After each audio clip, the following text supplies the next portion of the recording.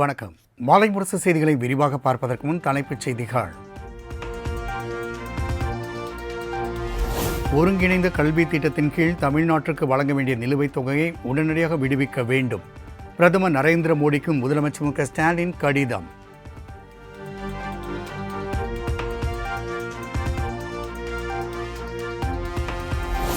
இலங்கை கடற்படையால் சிறைபிடிக்கப்பட்டுள்ள தமிழக மீனவர்களையும் படகுகளையும் விடுவிக்க நடவடிக்கை எடுத்திடுக. மத்திய வெளியுறவுத்துறை அமைச்சர் ஜெய்சங்கருக்கு முதலமைச்சர் மு க ஸ்டாலின் கடிதம்.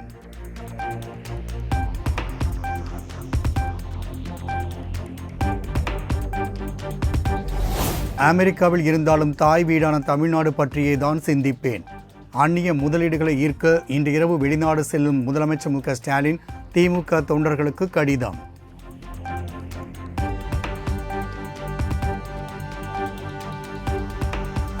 திமுக மீது விமர்சனம், விவாதம் செய்வோருக்கு செயல்கள் மூலம் பதில் தர வேண்டும். வார்த்தைகளால் பதில் சொல்வதை தவிர்க்க முதலமைச்சர் அறிவுறுத்தல்.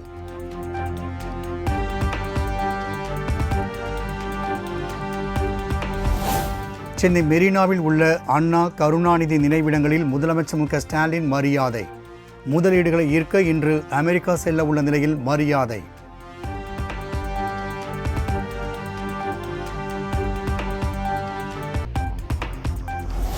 அரசியல் படிப்புக்காக வெளிநாடு சென்றாலும் ஆளும் கட்சியின் தவறுகளை சுட்டிக்காட்டி சண்டை தொடரும்.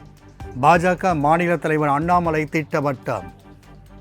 இதயம் தமிழகத்தில் இருக்கும். தொடர்ந்து இத்தனை காலமாக எப்படி சண்டை போட்டமோ, 3 மாத காலம் ஒரு மாணவனாக ஆக்ஸ்போர்டு பல்கலைக்கழகத்தில் இருந்தாலும் கூட தொடர்ந்து என்னுடைய சண்டை இருக்கும். ஆளுங்கட்சி செய்யக்கூடிய தவறுகளாக இருந்தாலும், முக்கியமான விஷயங்களாக இருந்தாலும் நேரம் கொடுத்து பார்த்து அறிக்கை மூலமாக எங்களுடைய கருத்தை தொடர்ந்து உங்களுக்கு.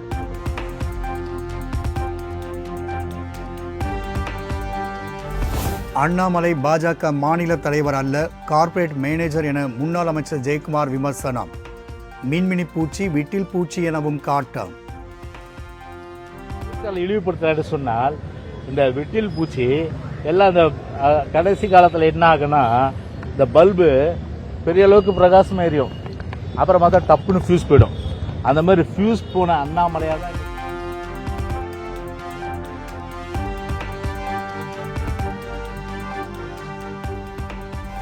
இபிஎஸ்ஐ அவதூறாக பேசிய அண்ணாமலை மீது நடவடிக்கை எடுக்க வேண்டும். மதுரை காவல் ஆணையர் அலுவலகத்தில் அதிமுக மருத்துவர் அணி செயலாளர் சரவணன் புகார் மனு.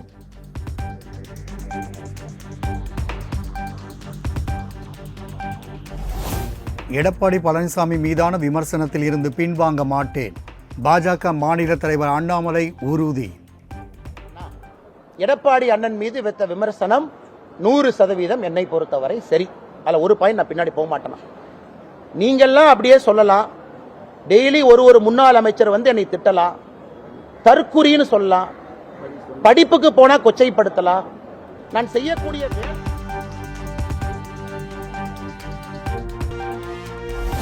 தமிழக முதல்வரின் வெளிநாடு பயணம் வெற்றிகரமாக அமைய வேண்டுமென விசிக தலைவர் திருமாவளவன் வாழ்த்து. இடைக்கால முதலமைச்சர் நியமிக்க வேண்டும் என்ற சிலரின் கருத்து ஏற்புடையது அல்ல என பேட்டி.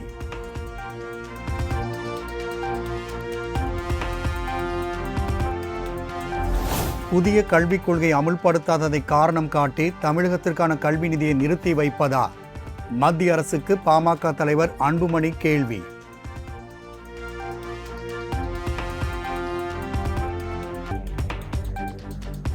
தமிழ்நாட்டிற்கு கல்வி நிதி 573 கோடி ரூபாய் வழங்காத மத்திய அரசை கண்டித்து ஆர்ப்பாட்டம். தமிழ்நாடு மாணவர் காங்கிரஸ் சார்பில் நடைபெறும் என செல்வ பெருந்தகை அறிவிப்பு.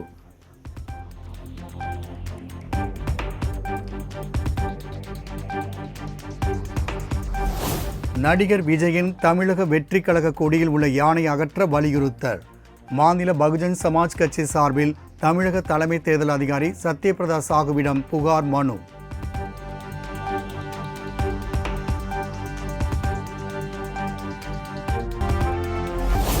தேவைப்படாத குடும்ப அட்டைதாரர்களுக்கு ரேஷன் அரிசி வழங்குவதை தவிர்க்க வேண்டும். அரிசி கடத்தல் தொடர்பான வழக்கில் நீதிபதிகள் SM சுப்பிரமணியம், சிவஞானம் அமர்வு கருத்து.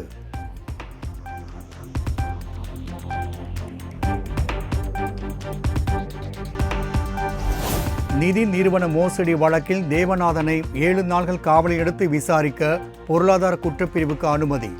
செப்டம்பர் 3ஆம் தேதி மாலை 4 மணிக்கு மீண்டும் ஆஜர்படுத்தவும் சென்னை சிறப்பு நீதிமன்றம் உத்தரவு.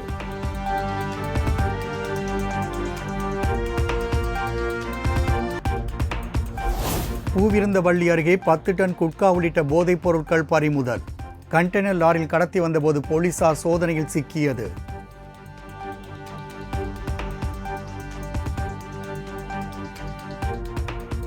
கல்வராயன் மலை அருகே ரேஷன் கடை முற்றிலும் சேதமடைந்துள்ளதால் அரிசி உள்ளிட்ட பொருட்களை இருப்பு வைக்க முடியாத அவலம். கட்டி முடிக்கப்பட்ட புதிய நியாய விலைக் கடையை திறந்து பயன்பாட்டுக்கு கொண்டு வர மலைவாழ் மக்கள் கோரிக்கை.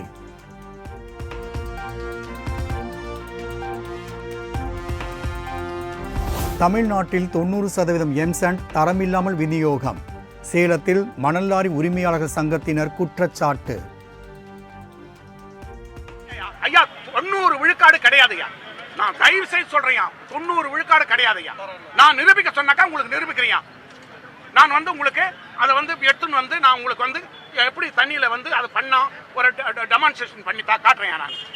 நான் உங்களுக்கு புரிஞ்சோம் இவ்வளவு விஷயங்கதா இதுல அப்படின்னு நினைப்பீங்க. இப்ப நாங்க என்ன பண்ண போறோம், எங்க சங்கங்கள்ல இருந்து பிச்சை எடுத்தாவது ஒவ்வொரு குவாரிகாரன் பேர்லயும் கேஸ் போட போறோம். இங்க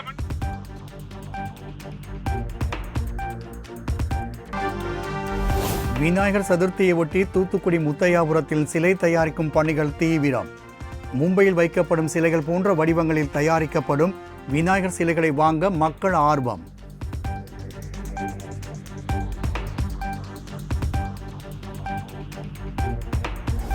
புதுச்சேரியில் 9 வயது சிறுமி பாலியல் வன்கொடுமைக்கு ஆளாக்கப்பட்டு படுகொலை செய்யப்பட்ட வழக்கு. குற்றம் சாட்டப்பட்ட கருணாஸ் மற்றும் விவேகானந்தன் இருவரும் புதுச்சேரி போக்சோ நீதிமன்றத்தில் ஆஜர்.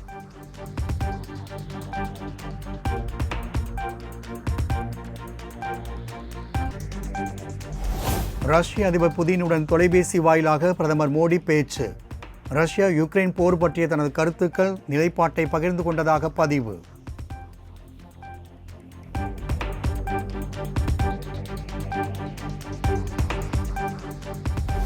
கேரள திரையுலகில் நடிகர்கள் மீது அடுத்தடுத்து பாலியல் குற்றச்சாட்டுகள் முன்வைக்கப்பட்டதன் எதிரொலி. நடிகர் சங்க தலைவர் மோகன்லால் உள்ளிட்ட அனைத்து உறுப்பினர்களும் கூண்டோடு ராஜினாமா செய்ததால் பரபரப்பு.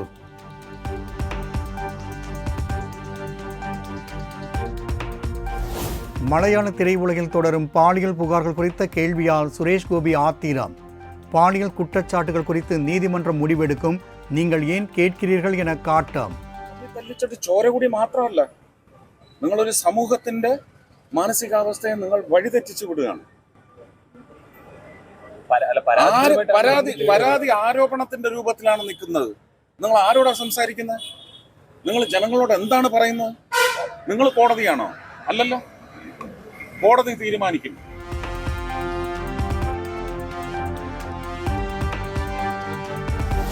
கர்நாடகாவில் கொலை வழக்கில் கைது செய்யப்பட்டுள்ள நடிகர் தர்ஷன் விவகாரத்தில் உரிய விசாரணைக்கு உத்தரவு. அரசு அதிகாரிகள் சிலர் பணியிடை நீக்கம் செய்யப்பட்டுள்ளதாகவும் முதலமைச்சர் சித்தராமையா தகவல்.